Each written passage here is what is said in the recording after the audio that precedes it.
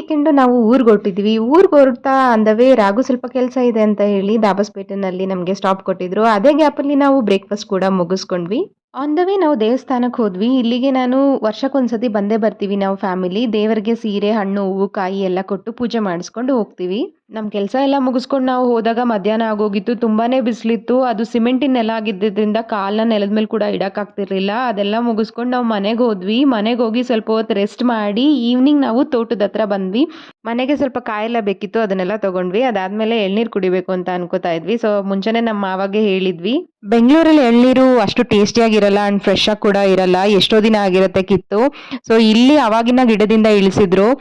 ನಮ್ಗಂತೂ ತುಂಬಾ ಟೇಸ್ಟಿ ಅನಿಸ್ತು. ಸ್ವಲ್ಪ ಮನೆಗೆ ಕೂಡ ತಗೊಂಡ್ ಬಂದ್ವಿ. ತೋಟದಲ್ಲೆಲ್ಲ ಅಡ್ಡಾಡ್ಕೊಂಡು ಮತ್ತೆ ವಾಪಸ್ ಮನೆಗೆ ಬಂದು ದೇವಸ್ಥಾನಕ್ಕೆ ಹೋಗೋಣ ಅಂತ ಮತ್ತೆ ಫ್ರೆಶ್ ಅಪ್ ಆದ್ವಿ. ಅಷ್ಟೊತ್ತಿಗೆ ಆಗ್ಲೇ ಹಸು, ದನ, ಕರ ಎಲ್ಲ ವಾಪಸ್ ಅವ್ರ ಮನೆಗೆ ಬಂದ್ಬಿಟ್ಟಿತ್ತು. ಮತ್ತೆ ದೇವಸ್ಥಾನಕ್ಕೆ ಹೋಗಿ ಇವತ್ತಿನ ದಿನ ಇಲ್ಲಿಗೆ ಎಂಡ್ ಮಾಡಿದ್ವಿ.